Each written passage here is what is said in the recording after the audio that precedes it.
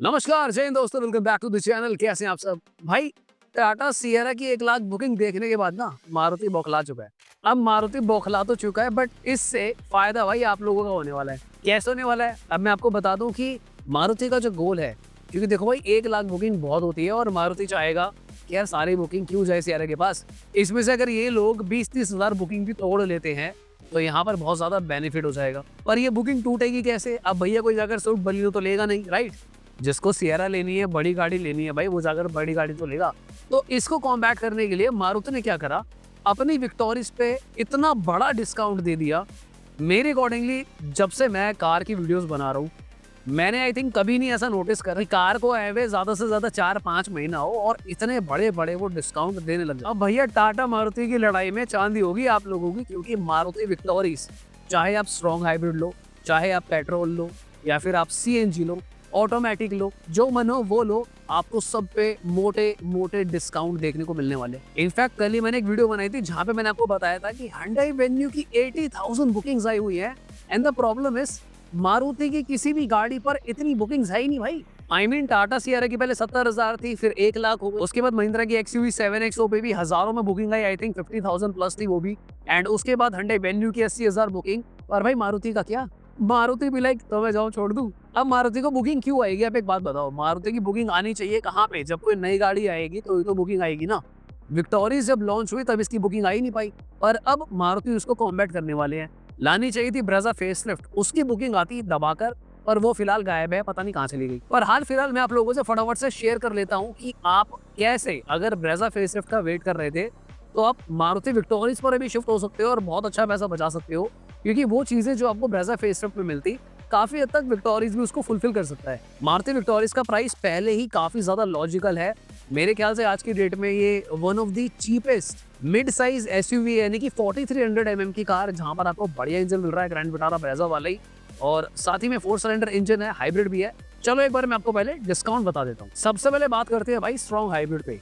मतलब लिटरली 2 लाख रुपए का डिस्काउंट स्ट्रॉन्ग हाइब्रिड पे चल रहा है। यानी कि आप कोई भी वेरिएंट लेते हो स्ट्रॉन्ग हाइब्रिड वाला, 2 लाख रुपए आप लिटरली बचा सकते हो। अब ये जो 2 लाख रुपए का डिस्काउंट है, यहाँ पर इन्होंने क्लियरली ऐसे मेंशन नहीं करा हुआ कि कैश डिस्काउंट कितना क्या है, और ये कंबाइंड ऑफर है जहाँ पर cash discount, loyalty bonus, scrap exchange सब कुछ मिलाकर 2 लाख हो रहा है। और जितना मुझे समझ में आता है दोस्तों, अगर 2 लाख का टोटल डिस्काउंट है ना, तो उसमें इजीली आप 1 लाख तो आराम से बचा सकते हैं। अब वही गेम इन्होंने क्या करा है, पेट्रोल का नेचुरल एस्पिरेटेड इंजन पे खेल दिया है।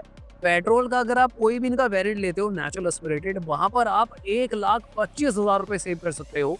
ये काफी बड़ा अमाउंट होता है, स्पेशली मारुति कभी अपनी गाड़ियों पे इतना बड़ा डिस्काउंट देते नहीं है भाई। और मुझे एक बात समझ नहीं आ रही, अगर आप लास्ट मंथ की रिपोर्ट देखोगे तो मारुति विक्टोरिया की सेल तो बढ़ी है, तो ऐसा भी नहीं है कि गाड़ी फ्लॉप हो रही है। इनके पास बुकिंग है विक्टोरिया की अच्छी खासी, और भाई इनकी आंखों में खटक रहा है कि वो 1 लाख बुकिंग जो टाटा मोटर्स के पास है, क्योंकि सेम सेगमेंट की गाड़ी है सियरा, तो ये कहीं ना कहीं उस बात का फायदा उठाना चाह रहा है। अगर आप सीएनजी लेते हो तो भाई यूजुअली क्या होता था, मारुति कभी भी मैंने देखा है सीएनजी पे तो बहुत ही रेयर डिस्काउंट देते थे।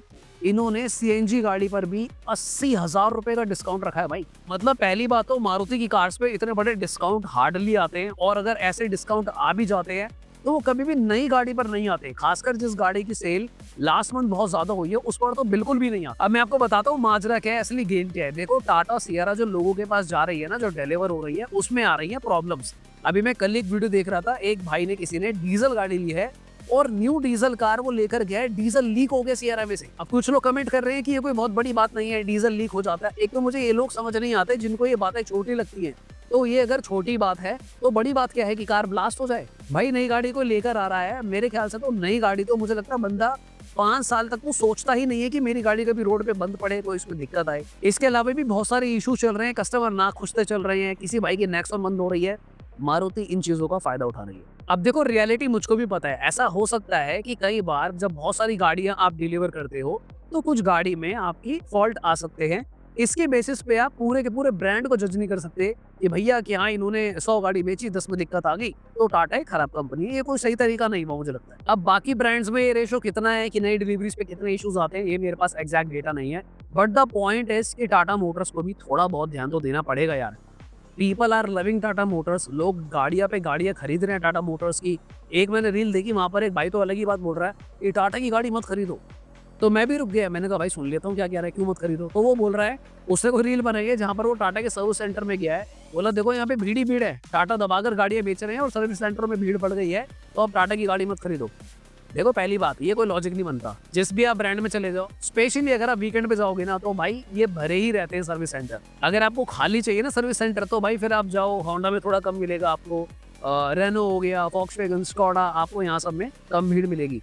पर ये कोई पैरामीटर या कोई बेंचमार्क नहीं है कि अगर सर्विस सेंटर में भीड़ है तो आप टाटा की गाड़ी मत लो। This is a wrong approach. हाँ, अगर आपको कोई और कंसर्न्स आ रहे हैं, आपको क्रेडिबिलिटी पे इश्यूज है, आपको नहीं सर दर्द चाहिए, ब्ला ब्ला ब्ला, तो कोई और रीजन भले ही समझ में आता हो ना लेने का, ये कोई रीजन नहीं है। यहाँ पर मैं टाटा मोटर्स के साथ हूँ, पर हाँ थोड़ा बहुत देखो, जैसा मैं फीडबैक दूंगा यार, प्लीज अपनी सर्विसेज को इम्प्रूव करो यार। नई गाड़ी को डीजल लेकर आ रहा है, डीजल लीक हो जाए भाई, डीजल बाद में लीक होगा, पहले तो पिछवाड़ा लीक हो जाएगा आदमी का कि भाई ये क्या हो गया यार। मेहनत का पैसा होता है, आप सोच के देखो, ये तो सीरियस कंसर्न है यार। हाँ, वो बात हो रही है कि मैंने उस पोस्ट पे टाटा मोटर्स का कमेंट भी देखा, वो लोग उसको रिजॉल्व करने के लिए तैयार हैं। करना तो पड़ेगा ही, कोई ऑल्टरनेट तो है नहीं भाई, कोई नई गाड़ी लेकर जा रहा है, उसको रिजॉल्व नहीं करेगा तो कैसे बात बनी। अब क्योंकि मैंने आज वीडियो बनाई है मारुति विक्टोरीज की, तो एक बार इस बारे में भी बात कर ही लेता हूँ कि क्या आपको मारुति विक्टोरीज लेनी चाहिए, स्पेशली अगर आप मारुति ब्रेजा फेसलिफ्ट का वेट कर रहे हो।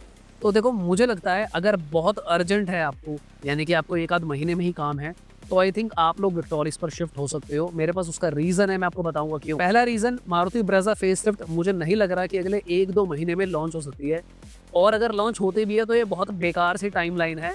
मार्च में और फेब में इतना कोई कार का सीजन नहीं होता, तो आई हैव नो आइडिया कि अगर लॉन्च कर भी देते तो क्या होगा। पर लॉन्च से पहले कंटिन्यूस लीक आते हैं, फिलहाल कोई लीक नहीं आया है भाई, पूरे फेब में 0 लीक आया है ब्रेजा का। जो भी वीडियोस आ रही हैं वो लोग पुराने पे ही कुछ कुछ लगाकर शायद बना रहे हो, पर लेटेस्ट भाई कोई अपडेट नहीं आया है। दूसरा रीजन नहीं, तीसरा रीजन, चौथा reason, whatsoever, Maruti Brezza facelift में अंडर बूट सीएनजी आएगा, अंडर बॉडी सीएनजी। विक्टोरीज में आपको ऑलरेडी मिल रहा है। हम लोग एक्सपेक्ट कर रहे हैं कि शायद ब्रेजा फेसलिफ्ट की जो बिल्ड क्वालिटी है 5 स्टार निकल कर आ जाए। विक्टोरीज 5 स्टार है, इंजन ऑलरेडी वही ब्रेजा वाला मिल रहा है आपको विक्टोरीज में। इंटीरियर आप लोग एक्सपेक्ट कर रहे हो कि इंटीरियर्स बढ़िया हो जाए ब्रेजा के, तो विक्टोरीज के अच्छे हैं ऑलरेडी। हम एक्सपेक्ट कर रहे हैं कि ब्रेजा में एक नया लुक आएगा, तो भाई विक्टोरीज का भी एक नया लुक है। So there are a lot of good reasons to shift to Victories if in case अगर आप ब्रेजा फेसलिफ्ट लेना चाह रहे थे, पर आप रुक नहीं सकते हो।